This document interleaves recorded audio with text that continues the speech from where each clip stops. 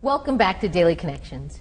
For all of you parents out there with little ones heading off to college in a few years, all right, maybe they're not exactly little anymore, we have someone who will help you and your child prepare for the college admission process. Joining me is Matt Middleton, who is an Assistant Director of Admissions for the College of New Jersey. Hi, Matt. Hi, how are you? Great. Great for you to be here. Thank you. Thanks for having me.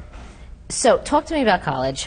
What can I do as a parent to help enhance the process for my child? Well, I think the most important thing that you can do is to really allow your child to take ownership of the experience. Okay. A lot of times we hear about helicopter parents who are constantly doing every little thing for their students when it comes to college, and that really doesn't give them the chance to really feel independent about the experience. Okay. So it's really important for the students to make the phone calls to the college offices and to schedule the events that they're visiting and the interviews, and to really do those little steps to have that experience and to be independent.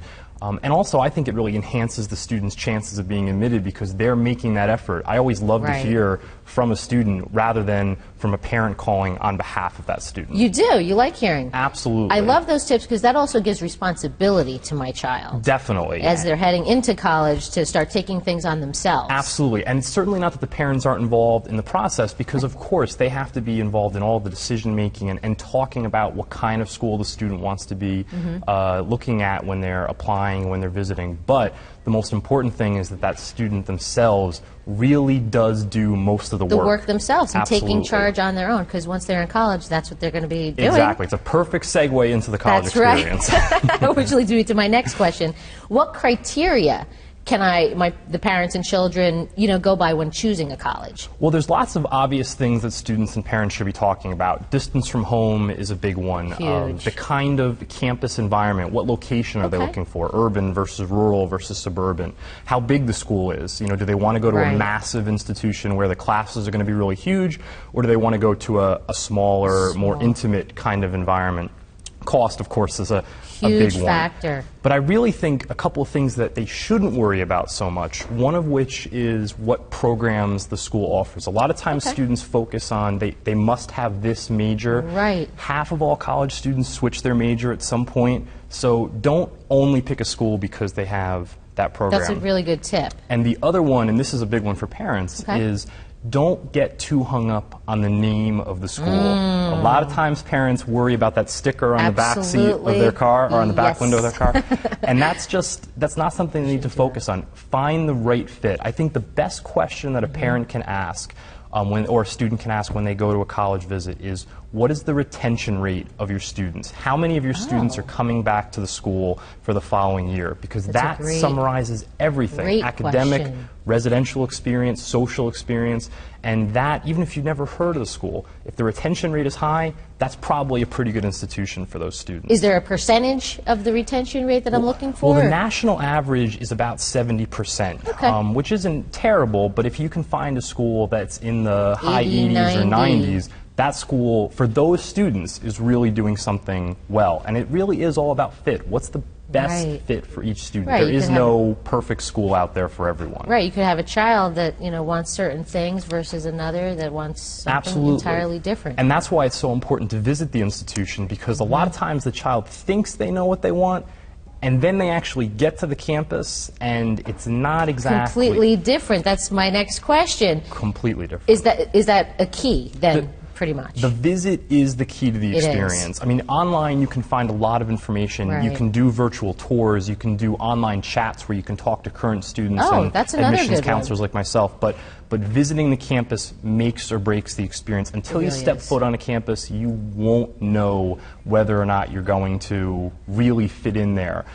Plus, it gives you an opportunity to speak to students and faculty and admissions counselors. Right. I'm always a big supporter, too, of doing things beyond the normal tour. Like, pick up a student newspaper and flip through it. Find out what's going on. Right. Look at the bulletin boards in the student center and see what kind of activities are going on. Good.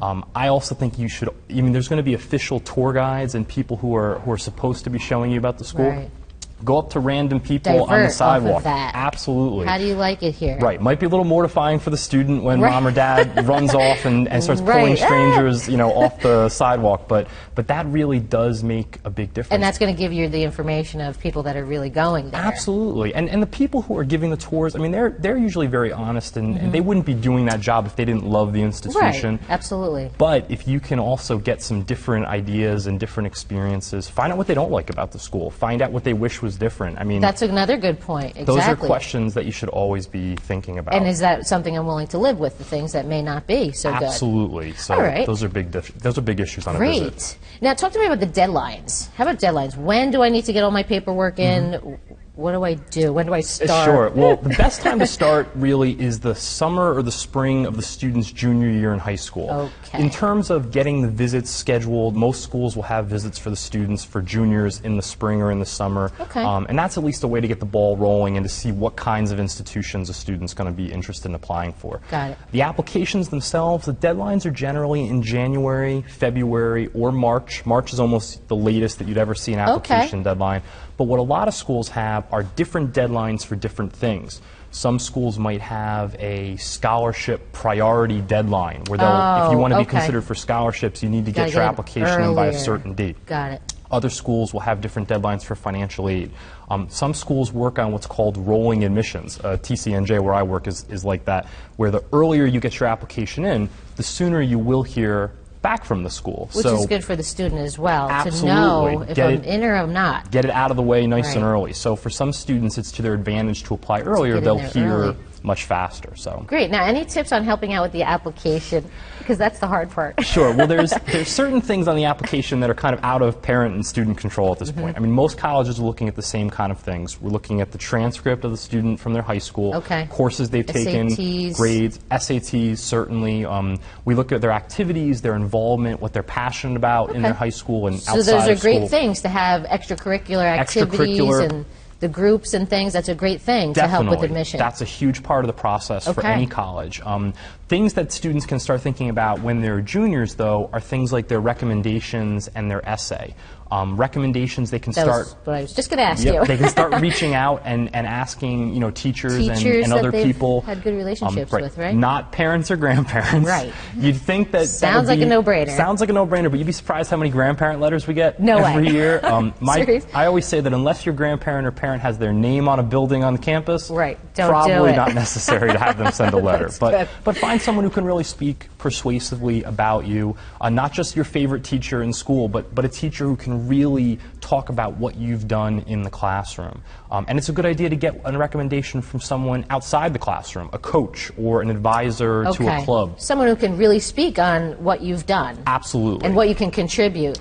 Now, I'm sorry, we're just a little short on time. Okay. Now, how soon do I need to respond as a student once I've gotten the information back to the college? Well, the key is that May 1st is the deadline that all colleges need to hear back from the students they've admitted. And this is a really important thing. Any school that says you have to let them know before May 1st, it's a little unethical for them to do that because May 1st is a national deposit deadline. So you have that opportunity to wait until May 1st to make up your decision. So those last few days in April are because you might be getting some information from a couple different colleges where you're not really sure where to go with this. So May 1st is the absolute deadline. Yes. That's really good to know because I didn't know that, and that's good for people out there to know that, if they're getting those teasers out there, not really needing to pay attention to them. You've got that time to make the decision. 1st. Definitely. Good. Well, thank you so much, Matt. pleasure. I really appreciate your tips and guidance for college. Thank you so Very much. exciting. Appreciate it. Great.